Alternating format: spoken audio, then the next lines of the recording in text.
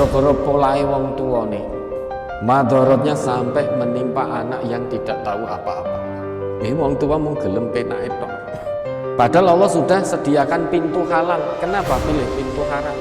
Wah, nggak asik kalau pintu halal. Kalau pintu halal habis nikah harus memberikan nafkahnya ini itu dan lain sebagainya. Mending pintu haram.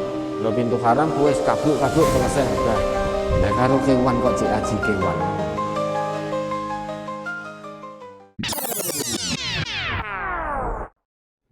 Mohon penjelasannya tentang anak hasil zina.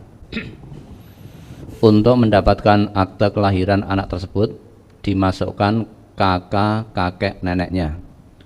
Karena untuk mendapatkan akte harus ada buku nikah dari orang tuanya. Ada sebagian orang yang mengatakan itu benar dan nanti kakeknya bisa menjadi walinya kalau mau nikah. Oh, ini tidak punya bapak kok. Ya, bapak ibunya polah, ini tidak punya bapak, cara nasab tidak punya, mergo polah laki-laki dan wanita, meski secara biologis itu yang menghamili itu bapaknya, namun secara syariat itu bukan bapaknya. Gara-gara polahe wong tuane, madharatnya sampai menimpa anak yang tidak tahu apa-apa. Wong tua mau gelem penake tok. Padahal Allah sudah sediakan pintu halal. Kenapa pilih pintu haram? Wah, nggak asik kalau pintu halal. Kalau pintu halal habis nikah harus memberikan nafkahnya ini itu dan lain sebagainya. Mending pintu haram.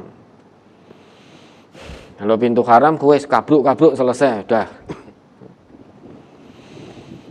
Nah karo kewan kok cek aji kewan ini. Sama binatang kok masih berharga, ada harganya binatang. Kalau binatang wajar kabruk-kabruk karena nggak punya nur, nggak punya fitrah, nggak punya akal sehat. Adanya hanya hawa nafsu. Nah, manusia itu diberi oleh Allah fitrah, bisa membedakan mana yang hak, mana yang batil, diberi akal sehat. Kok mau asal kabruk? Sudah ada pintu halal, kenapa pilih pintu haram? Ini bertanya, ini mesti ada kejadian.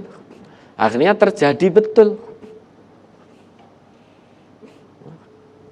Polah orang genah, kemudian perempuannya hamil, lanangnya melayu.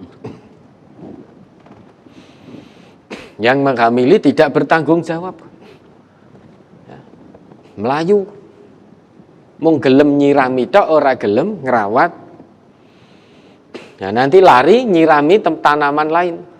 Nanti begitu lagi lari lagi. Akhirnya perempuannya hamil melahirkan anak, anaknya perempuan, bingung ketika mau nikah.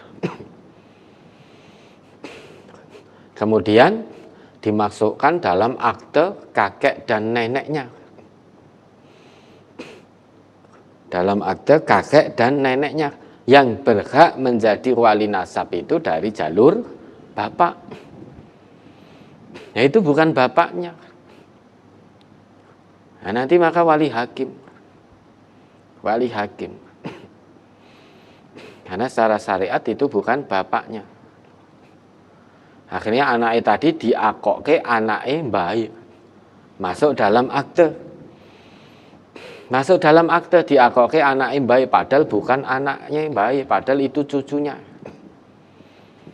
Anak kandung dari anaknya. Anak kandung dalam arti itu anak biologis yang menghamili tadi, misalkan yang menghamili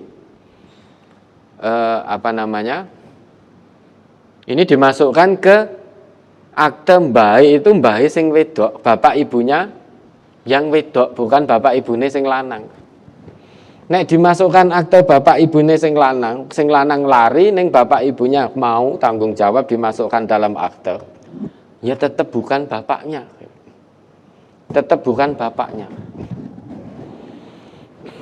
Kemudian dimasukkan dalam akte bapak ibunya, artinya sing wedok tadi.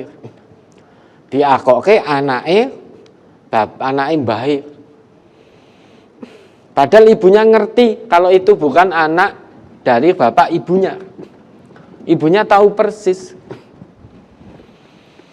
bahwa itu anak dia sendiri. Karena untuk menutup malu, lantas dimasukkan ke dalam akte bapak ibunya. Dan memanggil ibunya mungkin dengan mbak atau apa. Ya dengan mbak, karena ibunya tadi anak mbak juga. Maka manggil ibunya mbak. Nah, anaknya dia sendiri memanggil dirinya mbak dan masuk ke dalam akte mbak, manggil mbak jadi bapak, jadi ibu. Ini bagaimana? Ada unsur kebohongan. Ada unsur kebohongan. Ya sudah, kalau memang mau memasukkan akte itu, katakan terus terang, qulil haq walau kana murran. Jujur. Kalau kita jujur, Allah akan berikan jalannya. Oh, enggak bisa. Wong ngene-ngene wis mesti mboten saged niku. Kata siapa mesti mboten saged? Kan kata manusia. Kalau kata Allah tidak. Allah itu ya akan senantiasa menolong hambanya yang jujur. Mau memasukkan ke dalam akte baik, katakan sejujurnya. Meski pahit akibatnya yang paling pahit tidak bisa dimasukkan ke dalam akte baik. Ya ora apa-apa. Namun kita junjung tinggi kejujuran, karena kita jujur itu adalah perintah Allah, perintah Rasul. Kalau mentaati perintah Allah, perintah Rasul dengan ikhlas, sabar, mujahadah, istiqomah, Allah tidak akan tinggalkan hambanya yang jujur. Allah akan berikan makhraj, berikan jalan keluar. Man yattaqillaha yaj'al lahu makhraja. Barang siapa yang bertakwa kepada Allah, Allah akan berikan makhraj. Makhraj di situ masih umum, artinya sesuai kehendak Allah. Apapun dari manapun solusinya sekehendak Allah. Namun syarat untuk mendapatkan makhraj solusi dari Allah harus takwa. Salah satu ciri hamba Allah yang bertakwa adalah jujur. Jujur mengatakan yang sesungguhnya apapun, sepahit apapun akibatnya. Oh lah, ini kalau jujur nanti tidak bisa masuk ke dalam akte baik. Kata siapa? Itu kan kata manusia. Makhluk itu tidak bisa menghalangi kehendak Sang Khalik. Sekuat apapun makhluk tidak bisa menghalangi kehendak Sang Khalik. Siapa tahu makhraj solusi dari Khalik, dari Allah nanti, hatinya makhluk digerakkan kemudian bisa. Kita tidak tahu, namanya makhraj di situ masih umum, nakiroh sifatnya. Masih umum. Kalau kata manusia tidak bisa, ternyata Allah ngendika bisa. Dengan syarat bertakwa tadi, katakan jujur, jangan bohong. Kalau bohong, hati-hati. Sedangkan kita sebagai umat Nabi Muhammad sudah diwanti-wanti oleh Nabi kita. Wa iyyakum wal kadhiba. Dan jauhkanlah dirimu dari perbuatan dusta, perbuatan bohong. Mengapa? Fa innal kadhiba yahdi ilal fujur. Karena berbuat bohong, berkata dusta, tidak jujur, itu akan membawamu kepada satu kedurhakaan. Ya, durhaka kepada Allah. Kita bicara tidak jujur, bicara bohong, itu sedang durhaka kepada Allah. Mengapa? Karena Allah perintahkan kita untuk berkata jujur. Sedang kita berbohong, berarti kita menentang perintah Allah. Orang yang menentang perintah Allah berarti dia durhaka kepada Allah. Orang yang durhaka yahdi ilan nar, kedurhakaan itu akan menyeret pelakunya pada neraka, membawa pelakunya masuk menuju neraka. Wa ma yazalur rajulu yakdzibu wa yataharral kadziba hatta yuktaba indallahi kadzaban. Meskipun demikian, sudah tahu apa yang menjadi ketetapan Rasulullah, yaitu agar kita jauhkan diri kita dari berbuat bohong. Meski tahu bohong itu satu kedurhakaan, dilarang keras oleh Allah, oleh Rasul.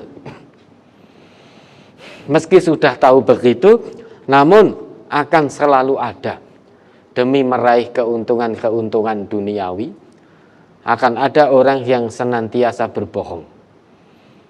Wa yataharral kadhiba, dan memilih kebohongan. Hatta yuktaba indallahi kadzaban, hingga dia dicatat di sisi Allah sebagai pembohong, sebagai pendusta hanya demi mengejar keuntungan duniawi. Maka kulil haq walau kana murran, jangan takut berkata jujur. Memang biasanya orang berkata jujur itu awalnya akibatnya pahit. Namun dia berkata jujur itu karena murni ikhlas mengikuti, bersegera menjalankan seruan Allah, seruan Rasulullah. Meski awalnya pahit, namun akhirnya akan manis, khilwah. Akan manis, karena solusinya dia dapatkan dari Allah, akan Allah berikan solusinya. Orang tidak berkata jujur, awalnya manis akibatnya. Awalnya manis, tidak berkata jujur. Nah, seperti ini kan manis. Nanti bisa menikah, bisa ini itu, sehingga punya bapak dan lain sebagainya. Namun akhirnya nanti di hadapan Allah rugi. Akibatnya pahit. Manis di hadapan manusia, pahit di hadapan Allah.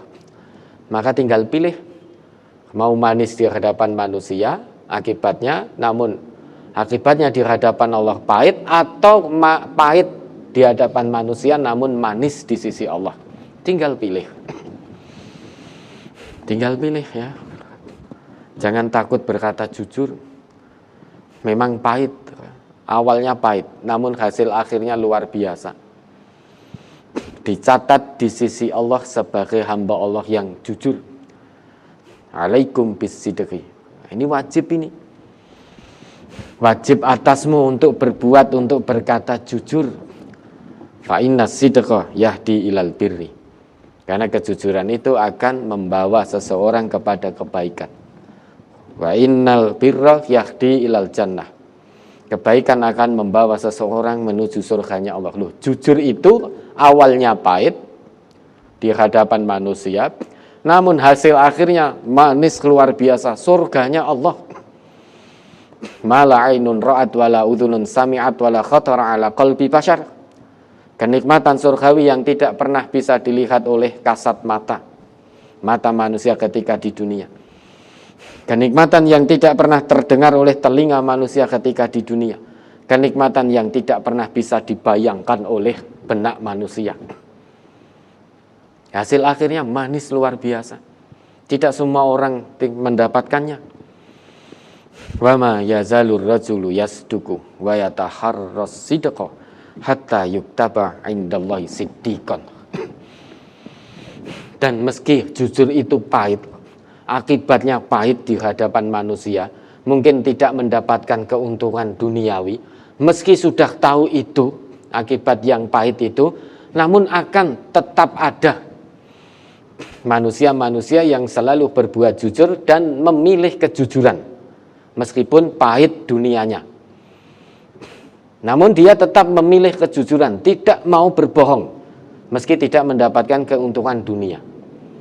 Akan selalu ada manusia-manusia, hamba-hamba Allah dengan segala resiko dan konsekuensinya, dia memilih kejujuran, karena kejujuran itulah kehidupan akhirat. Hatta yuktaba indallahi siddiqan. Hingga akhirnya apapun yang terjadi, orang itu tetap memilih kejujuran sampai dia ditetapkan oleh Allah di sisinya sebagai seorang hamba yang jujur, sehingga diizinkan oleh Allah untuk kelak menghuni surga-surganya Allah. Bohong akibatnya awalnya manis di hadapan manusia, hasil akhirnya neraka kalau tidak bertaubat. Nah, ini anak bukan hasil dari pernikahan yang halal secara syariat, secara agama, dimasukkan ke dalam akte kakek dan neneknya, tetap tidak punya bapak. Kakeknya tetap tidak bisa jadi wali hakimnya, tidak bisa jadi wali nikahnya saat nanti anak ini menikah. Maka dia pakai wali hakim.